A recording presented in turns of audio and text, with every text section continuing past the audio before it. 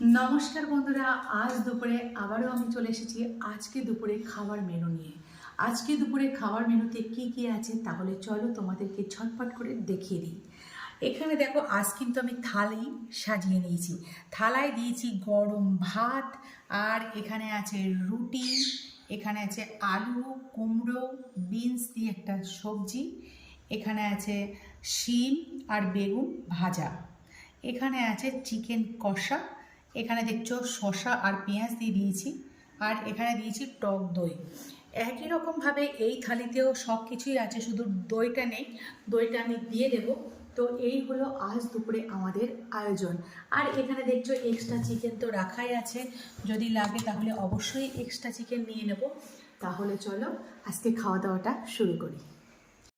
তো বন্ধুরা, তাহলে খাওয়াটা শুরু করি। এখানে দেখো সব বাটিগুলো আগে নামিয়ে দিই। প্রথমে রুটিটা খেয়ে নেই। এই যে সবজিটা বানিয়েছি শিম আর বেগুনের এই সবজিটা, এটা দিয়ে কিন্তু রুটিটা খেতে দারুণ লাগবে।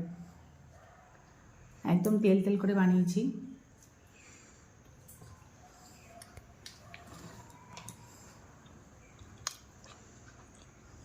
সত্যি অসাধারণ।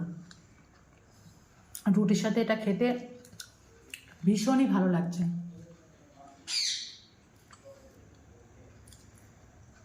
আর এখানে কিন্তু আমার খাবার সাজানোই আছে, খেতে বসে যাব। চিকেন কারি, এখানে দু রকম সবজি, ভাত, রুটি, সালাড, আজ কিন্তু ভরপুর। তুমি খাওয়াটা শুরু করো। হ্যাঁ, আর এখানেও কিন্তু চিকেন কারি আছে, যখনই লাগবে একটা দুটো চিকেনের পিস তুলে নেবো, সাথে টক দই। বাহ বাহ, আজকে খাওয়াটা কিন্তু একদম জমে যাবে মা। তো বন্ধুরা, শিম আর বেগুন ভাজা যেটা তরকারিটা ছিল আমি কিন্তু খেয়ে নিয়েছি, ওটা তোমাদের দেখানো হয়নি, যাই হোক। এবার যেটা খাচ্ছি আলু কুমড়োর তরকারি, আর এটা কিন্তু আমার অত্যন্ত পছন্দের খাবার। যদি বলো চিকেন কষার থেকেও বেশি পছন্দ, আমি বললাম হ্যাঁ একদম বেশি পছন্দ, কারণ এই তরকারিটা আমার দুর্দান্ত লাগে। দারুণ রান্না করেছো মা তুমি, নিঃসন্দেহে।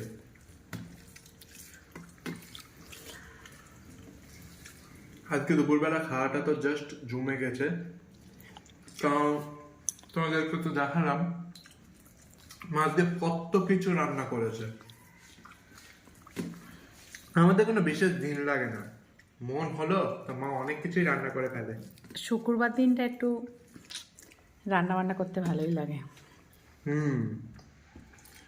কারণ সবার ছুটি রবিবার, কিন্তু আমাদের শুক্রবার, ওই জন্য। আর তার থেকে বড় কথা, কালকে শনিবার নিরামিষ খাওয়া হবে, তো জানি না কাল কি রান্না হবে, এখনো কিছু প্ল্যান হয়নি।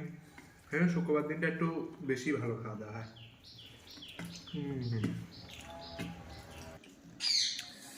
তো এবার চিকেনটা খাওয়া যাক, দেখা যাক কেমন হলো। আজকে আমার কোল্ড ড্রিঙ্কস আনতে মনে নেই গো, ভেবেছিলাম একটু চিকেনের সাথে একটু কোল্ড ড্রিঙ্কস খাবো। রাতে হবে, অসুবিধা কি আছে। রাত্রেবেলা আনবো। খুব সুন্দরভাবে। আর চিকেন আর এক্সট্রা করে কি বলবো, আজকে কিন্তু দই চিকেন বানিয়েছি। ও, চিকেনের মধ্যে তুমি টক দই ইউজ করেছো? টক দই ইউজ করার জন্য না, এটার নামই হচ্ছে দই চিকেন। ও আচ্ছা আচ্ছা। একটা সাদা সাদা ফ্লেভার এসছে, দেখুন। হ্যাঁ, সেটাই ব্যাপার। গ্রেভিটা সাদা সাদা হয়েছে। চিকেন মানে বাঙালিদের কাছে একটা অত্যন্ত পছন্দের জিনিস। আর দই চিকেন তো আমার খুবই পছন্দের। তোমার আজকে একটা লাখ টাকার প্রশ্ন তোমার কাছে, মাটন না চিকেন? মটন ভালো লাগে, তবে চিকেন বেশি ভালো লাগে আমার। কারণ সত্যি কথা বলতে দেখো, আমরা মধ্যবিত্ত পরিবার, আমাদের কাছে মাংস বলতে একটু চিকেনটা হলে ঠিক আছে, বেস্ট আছে, কারণ চিকেনটা সহজলভ্য আর একটু দামেও কম, যেটা সত্যি কথা নাকি মা? একদম। যেখানে মাটনটা অনেকটা দাম প্রেফার করে। না না, আমার ওই বাইরে এক কথা ভিতরে এক কথা, ক্যামেরার সামনে ক্যামেরার পিছনে ও বলে লাভ নেই। চিকেনটা আমরা যখন তখন কিনতে পারি, খেতে পারি, আমরা সবাই মধ্যবিত্ত বাড়ির মানুষ। যেটা মটনটা কিন্তু সবসময় বন্ধুরা সম্ভব হয় না। হয় না এটাই। ওই জন্য সত্যি কথা বলতে মটনটা ভালো লাগলেও চিকেনটা আমার সত্যিই বেশি ভালো লাগে,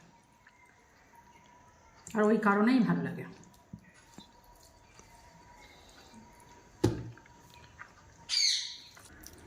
তো আমিও আর দেরি করব না, চিকেনটা নিয়ে নেব, কারণ এটা কিন্তু মোটেই লোভ সামলানোর জিনিস না, এটা অত্যন্ত লোভনীয়, খুবই লোভনীয় বাঙালিদের কাছে।